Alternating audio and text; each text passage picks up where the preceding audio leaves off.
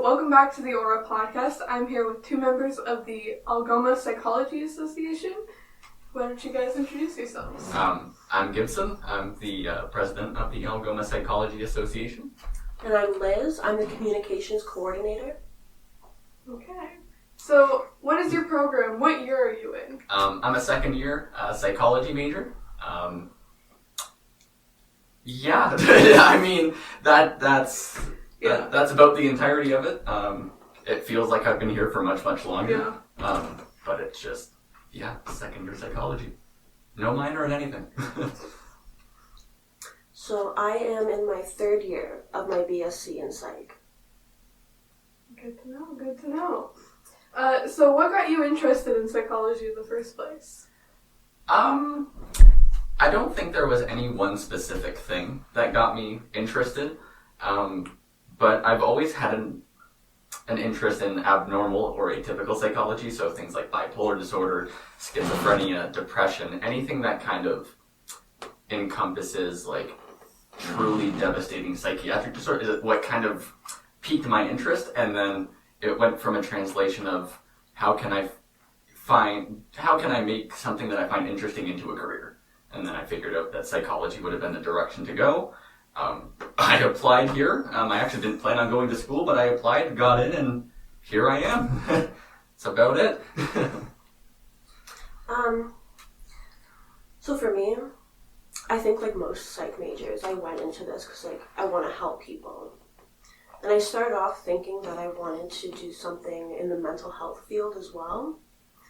But the more courses I've taken and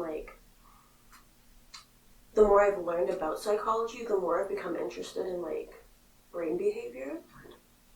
So I think I kind of want to go on more a path how does human development and the things that occur during it impact things like cognition. Yeah, that's pretty interesting. It's also my interest in psychology. A little bias going on. So I guess, yeah. So what is the APA? The APA, or Algoma Psychology Association, obviously, is a club at Algoma University that is trying to encompass a lot under kind of one roof. We want to be somewhere for student resources.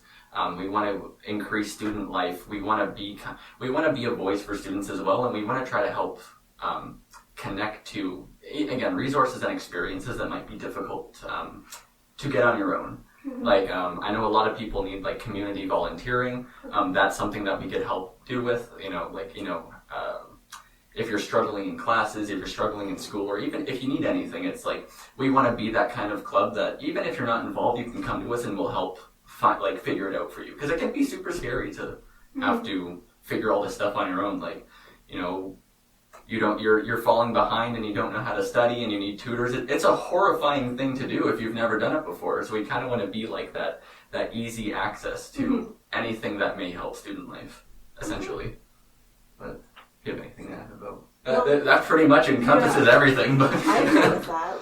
Post-secondary is very different from high school. So having somewhere for psychology students to find each other is really cool. And not even psychology, and even if you have an interest in psychology, it's you're majoring in bio or something. Yeah, because the events that we have, it's a lot of discussion about psychology topics. And the last one we had a relaxation, we did an art event, and we were learning about different areas of the brain. And while it's not directly psychology, it's more biology and anatomy, we related to it, and we use it to help study, and it just kind of encompasses the entirety of it. Yeah, well, Dave Broadbeck, he talked about in his one of our classes that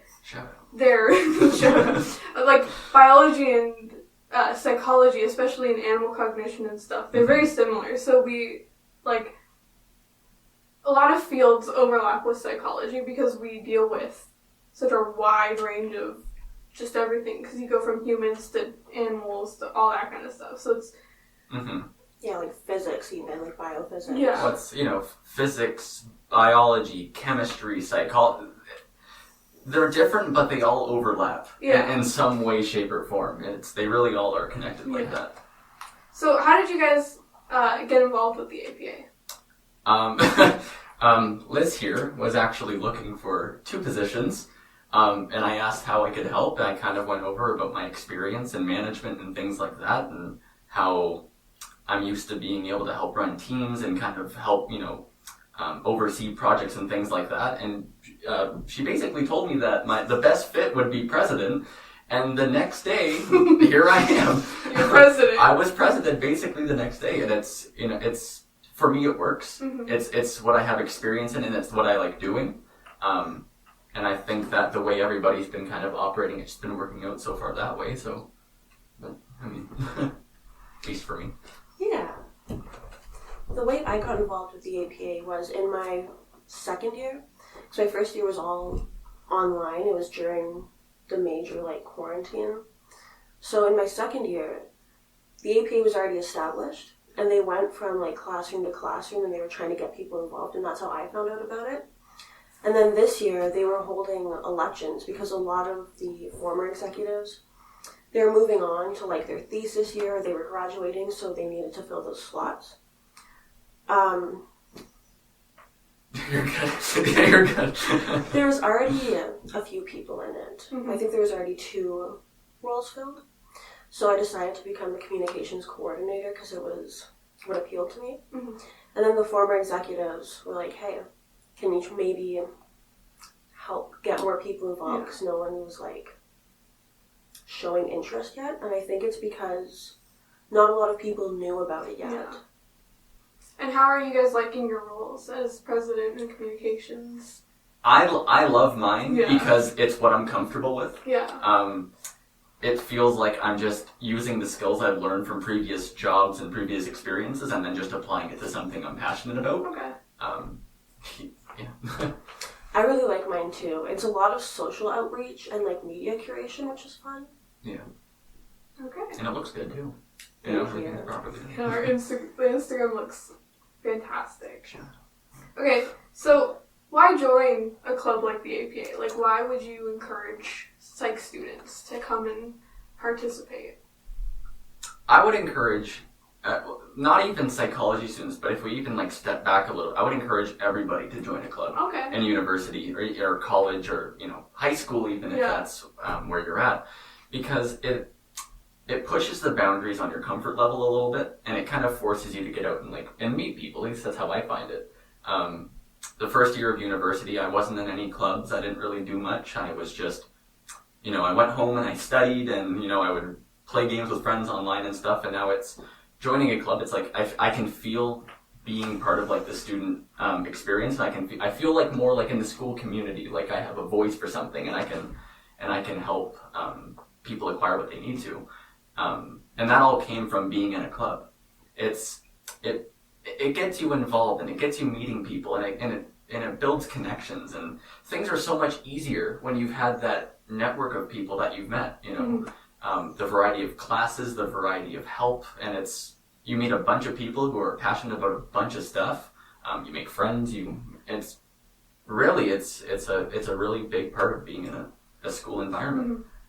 Without it, I think you miss a lot of the experience and kind of the campus life and kind of anything that entails with being in school you can find in a club. Yeah. And I think it's really important to push yourself into one, even if it's scary. Because it's, coming from high school to university, you feel like you shouldn't be there.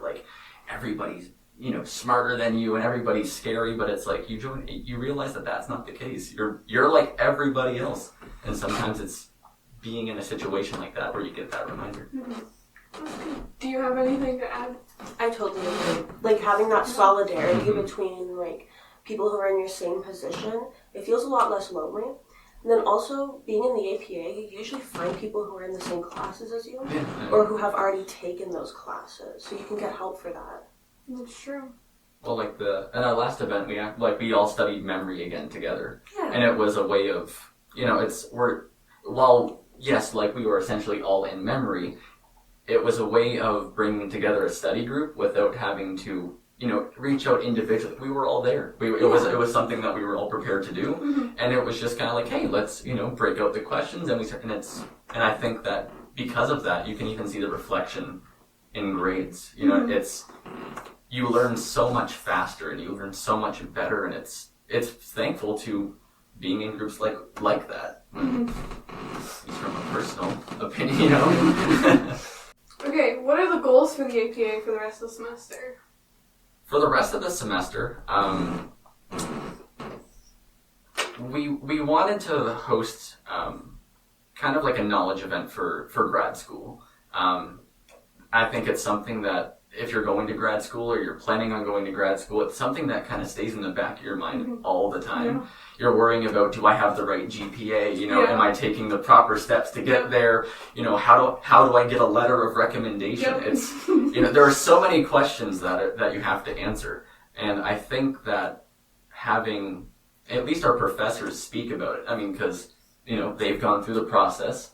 They've used that process to gain a position at the school, and I think that hearing about the steps they took, and, you know, maybe hearing about their transition from undergrad to grad school, and even grad school to a PhD, may alleviate some of the stress, and it gives you things to look for, and it shows that, okay, I'm going to need, you know, this kind of GPA, and then you hear people say, like, if you don't have a 4.0, like, just forget about it. And that's not the case, and most profs will tell you that, but I think it's something that you need to hear. And I think that having a session like that would relieve a lot of nerves. It would calm a lot of students down about the fears of going to grad school. But I also think that it's important to know what's actually expected and what will be, because it is not like undergrad. And I've heard that from many, many people, and I think that's another part that has to be talked about. Yeah. But I think a goal that we also have is to just get more people involved. Especially getting them like excited for the upcoming year, because the semester is approaching its end. Yeah. We don't have a lot of time to do things because everyone's trying to finish up their final projects, study for exams. So just getting people interested and give them information about what we do and what we can provide, and then maybe set them up to want to come to events next semester when we're starting. That's one thing that I've noticed is like the growth between the very beginning. Well, I was at like toward the end of last semester. You know, we had a meeting, and I think it was just the executives that came. And the very first one, and then after that, you know, it's, you know, we started seeing more, and it's at our last one. I was like, I don't even know, you know, everybody here, which is amazing. Yeah. You know what I mean? It's like that's what you want. You know, it's. People are being drawn to it. And I think that seeing the build from where it started to where it's been, knowing where we're going to start at the beginning of next year, I think we're going to see some really good things. I think it's really going to take a hold, and we're going to see that increase, and we're going to see that, you know, that real development within like the community of the school. But that's... Yeah, and if anybody watching is in the APA or wants to join the APA, how can they get involved? I think you're perfect to answer that one. So, we do have social medias. That's typically how we communicate. We have an Instagram and a Facebook group. You can find it searching up Algoma Psychology Association. If you want to get involved, you can just join the group and then message one of the executives. We have pinned posts. Or you can directly message the Instagram itself. We also use Discord to communicate between members and kind of just like chat, hang out.